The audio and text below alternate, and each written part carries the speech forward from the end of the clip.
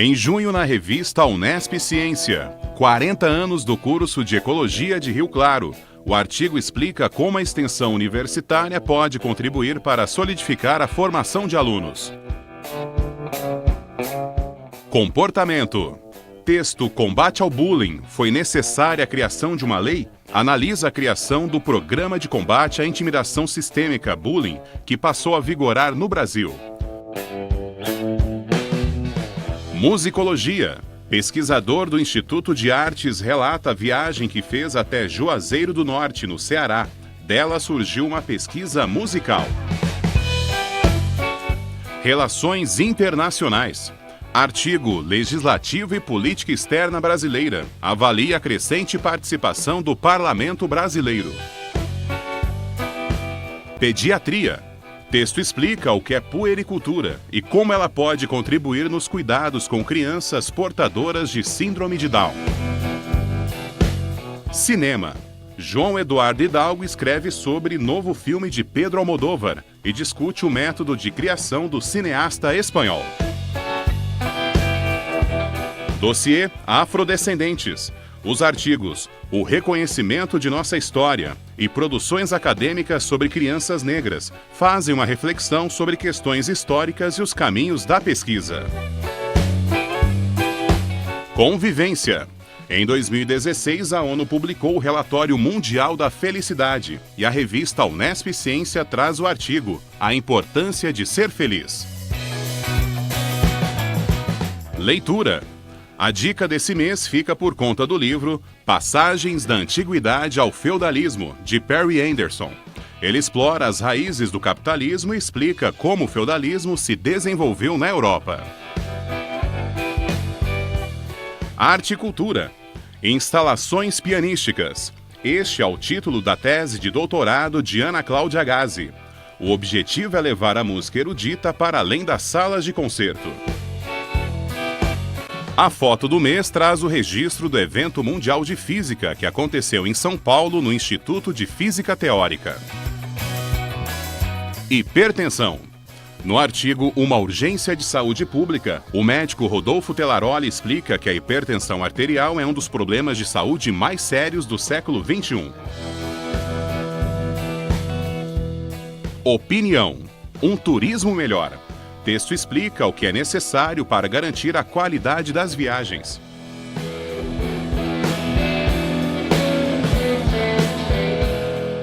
E a matéria de capa desse mês traz o lançamento do livro Aspectos Gerais da Cultura do Feijão, Fazelos Vulgares. Nossa equipe foi até a Faculdade de Ciências Agronômicas da Unesp em Botucatu e conversou com Rogério Pérez Sorato, que é um dos autores do livro. É um livro abrangente que envolve todos os aspectos da cultura do feijão comum e que pode inclusive servir como livro-texto para disciplinas que envolvam a cultura do feijão em cursos de agronomia ou em cursos técnicos agrícolas, por exemplo. O feijão tem alguns aspectos que são extremamente importantes. Ele é uma cultura granífera extremamente importante hoje em termos de produção, de volume de produção. Quando a gente pensa em culturas graníferas, ele fica atrás da soja, do milho e do arroz, basicamente. Então, provavelmente a quarta cultura em termos de volume produzido. Mas diferente do que acontece, por exemplo, com a soja e com o milho, que um grande volume é exportado, o feijão praticamente ele é produzido quase que exclusivamente para o consumo interno. A seguir, vamos conhecer detalhes do livro e falar sobre tecnologias, agricultura familiar e a importância social do feijão. Unesp Ciência volta já!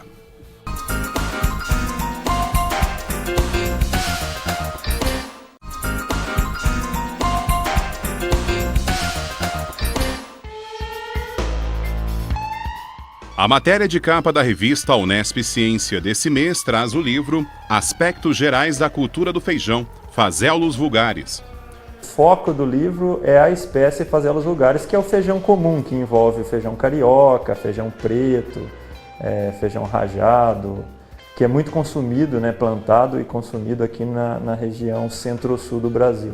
Existe uma outra espécie de feijão de grande importância no mundo e no Brasil mais especificamente na região norte, nas regiões norte e nordeste, que é a espécie Vignia unguiculata, que é popularmente conhecido como feijão calpi, feijão macassar, feijão de corda, que é uma outra espécie. Esse livro foca exclusivamente a espécie Phaseolus vulgaris, que é o feijão comum. Ele tem como editores técnicos e professores de 4 unidades da Unesp.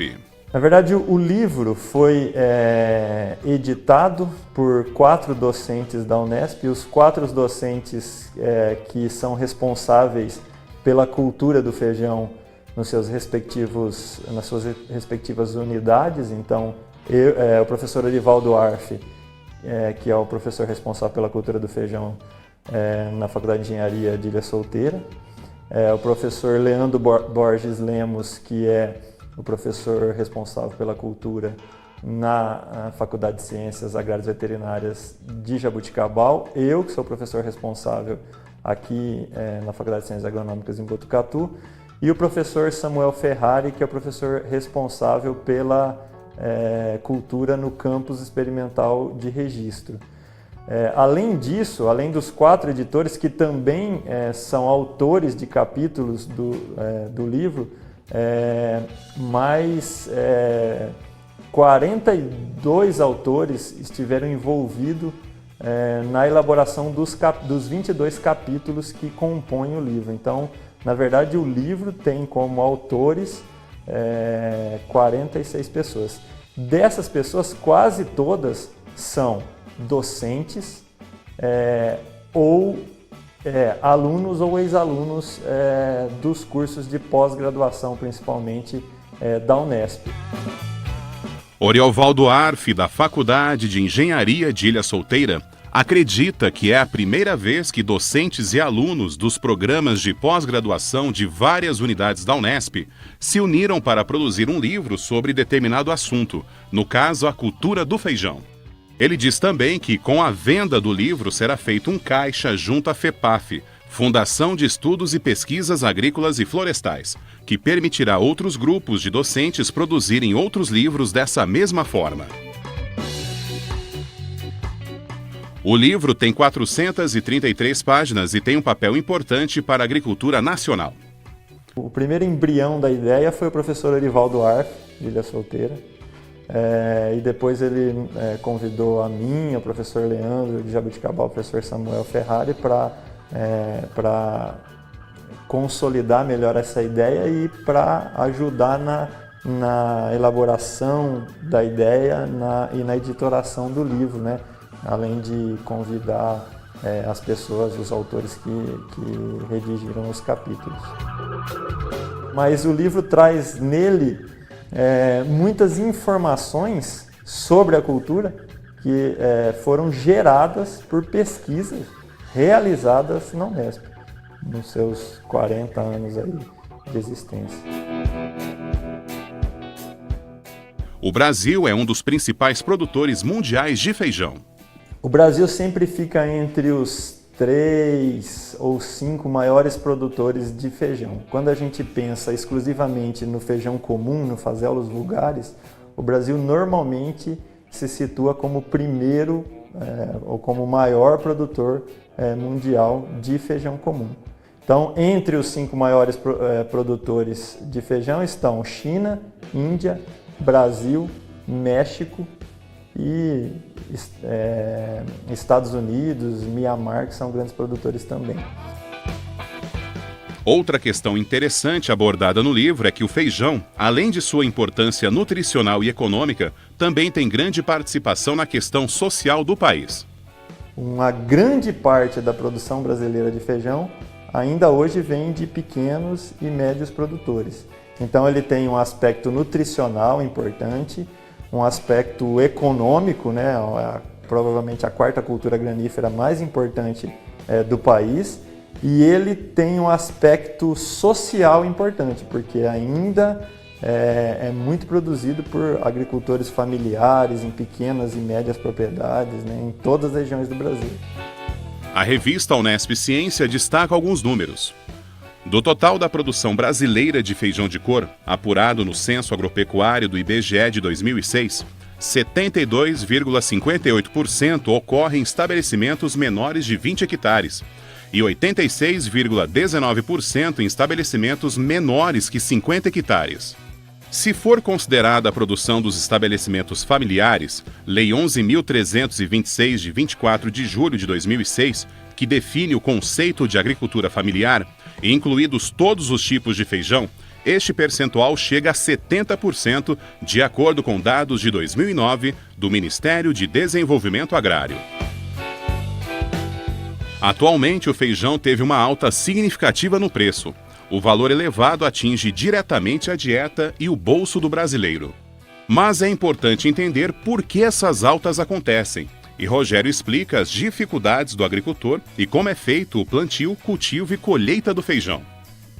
Como o grão muda de cor, normalmente não se mantém estoques de feijão por muito tempo, porque essa característica do grão não permite isso, como é feito para soja, milho, trigo, por exemplo. Isso faz com que o feijão tenha que ser produzido o ano todo no Brasil. Então, em todas as épocas do ano, está se produzindo feijão em alguma região do país.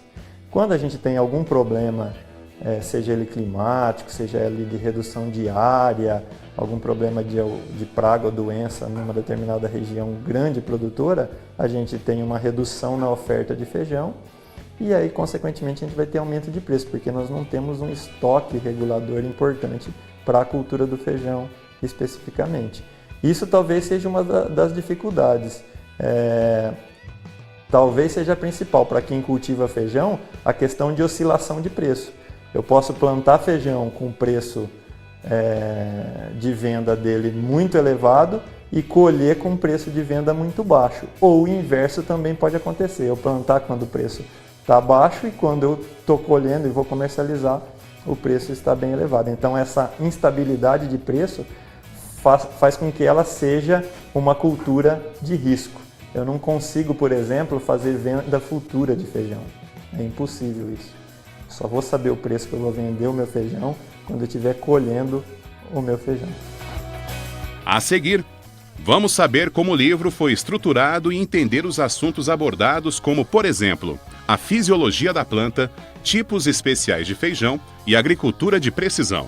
Unesp Ciência volta já!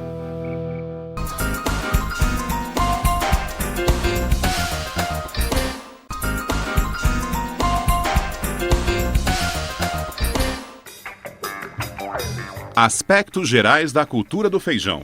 Este é o tema da matéria de capa da revista Unesp Ciência desse mês.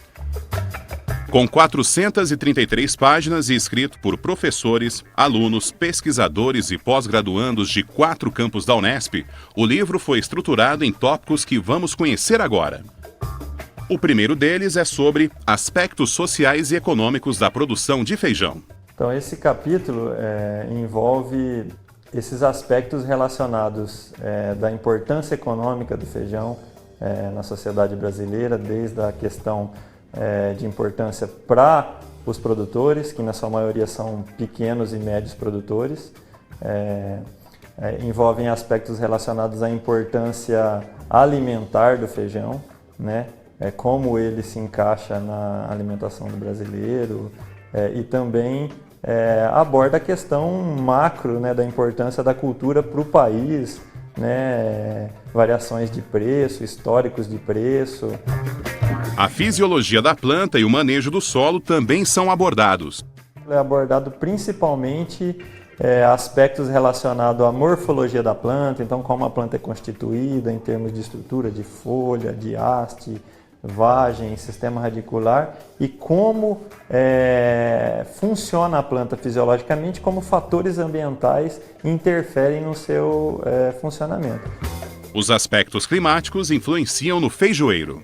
Se um produtor tiver uma lavoura de feijão no momento da colheita, né, no momento de ser colhida, e eu tenho umas semanas, às vezes como aconteceu há dias atrás, chovendo todos os dias, né, sem intervalos para que seja realizada essa colheita, é muito fácil eu perder essa lavoura de feijão, não conseguir colher.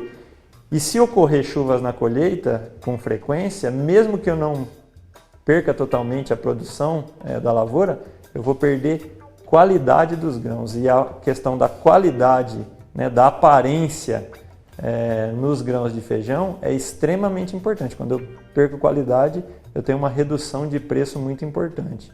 Além disso, outros aspectos climáticos como temperaturas elevadas, que limitam a produção do feijão, temperaturas baixas, ocorrência de geada, pode ser problema sério em algumas regiões e causar redução da produtividade da cultura.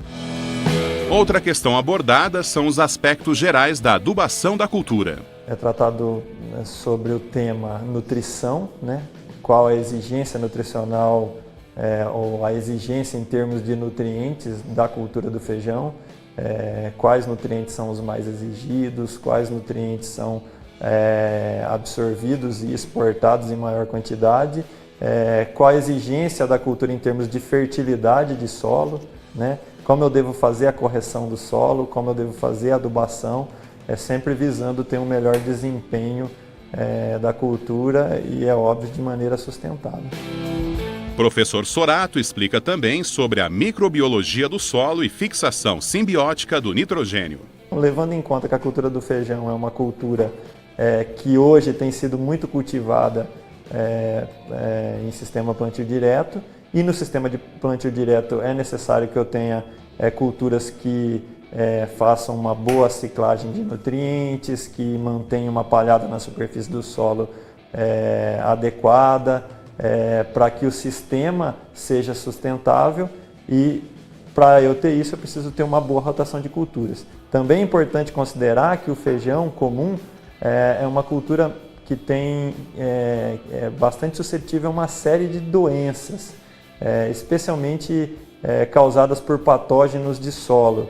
E se eu não tenho uma boa rotação de culturas na área, eu posso ter uma grande redução na produtividade por aumento da incidência dessas doenças. Com relação à adubação verde, a gente sabe que existem plantas, outras leguminosas ou mesmo algumas outras espécies que têm a capacidade de ciclar nutrientes, ou seja, de absorver nutrientes de camadas mais profundas do solo, trazer esses nutrientes para a superfície do solo ou fixar, por exemplo, o nitrogênio atmosférico e disponibilizar esses nutrientes para a cultura na sequência, no caso, a cultura do feijão.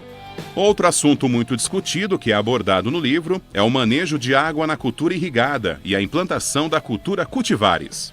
Trata de trazer conhecimentos para fazer com que o leitor, os técnicos, os estudantes entendam qual a melhor forma de manejar a água aplicada via irrigação, quais as épocas de maior exigência hídrica da cultura, como esse manejo deve ser feito, quais as técnicas que podem ser utilizadas para monitorar a necessidade de água na cultura e quais os principais as melhores formas de aplicar essa água via irrigação, ou seja, quais os principais ou os melhores sistemas de irrigação que podem ser utilizados para a cultura do feijão.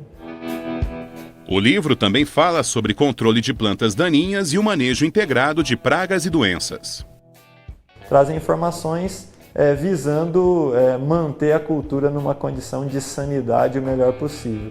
Como a colheita do feijão é relativamente complicada devido ao porte da planta, à arquitetura da planta, plantas daninhas no final do ciclo da cultura podem ser importantes empecilhos na colheita. Práticas sustentáveis são importantes para o cultivo do feijão. A questão de problemas com nematóide tem aumentado muito nas áreas agrícolas de várias regiões do Brasil, áreas onde a cultura do feijão também é cultivada. Então, entender como é a biologia desses nematóides, entender como eles se multiplicam, entender como eu posso conviver com esses nematóides, como eu posso reduzir a população extremamente importante para conseguir altas produtividades na cultura do feijão. Sorato também fala sobre tecnologia, produção de sementes e cultivos consorciados. É importante lembrar que na cultura do feijão, ainda hoje se utiliza um baixo percentual de sementes certificadas, ou seja, de sementes de elevada qualidade.